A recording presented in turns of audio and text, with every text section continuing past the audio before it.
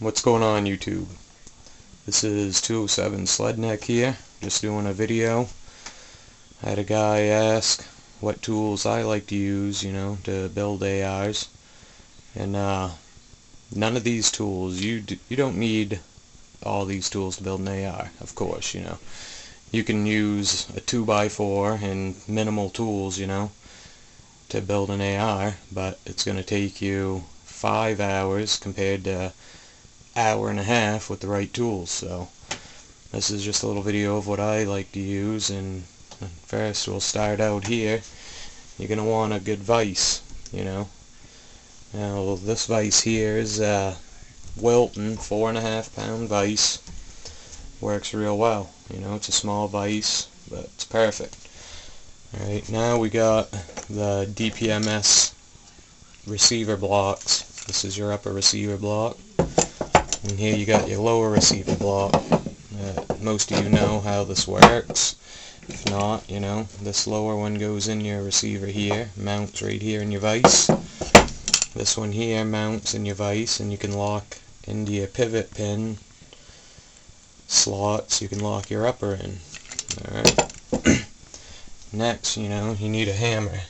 I got just a S-wing hammer here, claw hammer, does what it needs. And then you need a good rubber hammer. And this one here is a dead blow hammer, filled with bead shot, just a good rubber hammer, cheap, $4 or $5 hammer at Napa. Alright, next you got right here your multi-wrench, and this is made by DPMS also. Now you can do your barrel nuts. It's got 2 different types you can do. You can take your flash suppressors and compensators off. You can do your castle nut. It's a multi-purpose wrench. It's a good wrench. Right here is just another cheap wrench. This is a probably $8-10 unit, but it's a little better for taking the castle nuts off than this thing here, than the DPMS, because you got 3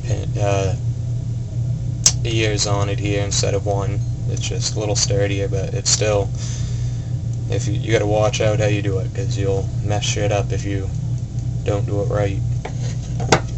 Alright, next here's another barrel nut. Now I got a couple of these from doing previous builds. These come with your Troy battle rails. It's their proprietary barrel nut wrench, and it's a great wrench right here.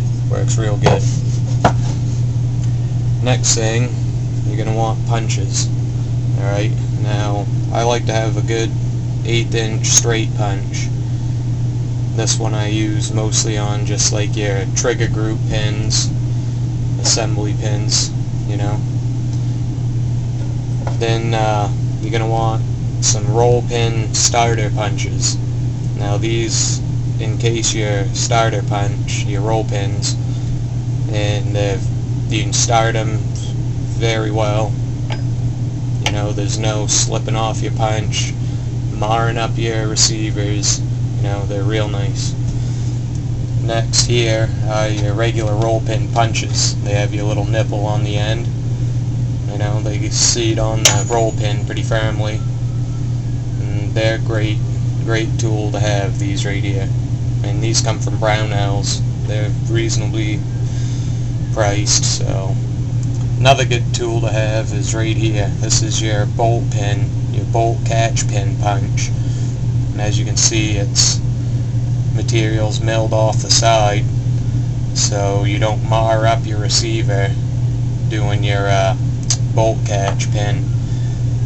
And you see a lot of guys that have using regular pins, and you look at their bolt catch area, pin area, and it's marred all to hell. And this does really good job. And another tool you don't really need. You can use a razor blade or whatever, but I like to use this. It's also from Brownells. These are all from Brownells except this one here.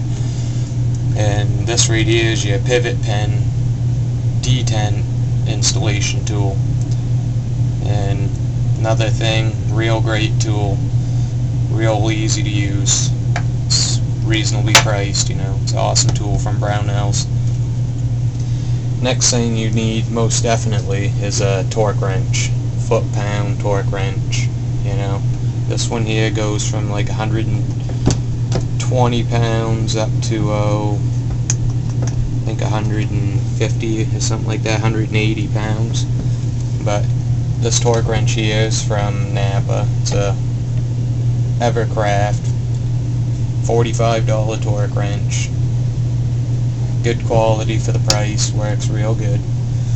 And next, another thing I like to have is a good breaker bar for them, you know, barrel nuts that are about welded on.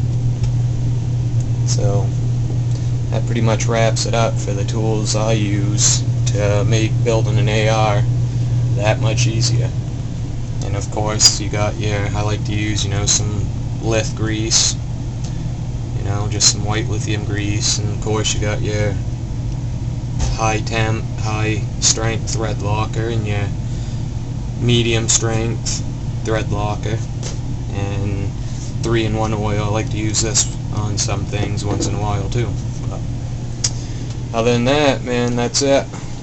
So I hope you guys get a little info out of this video, and thanks for watching.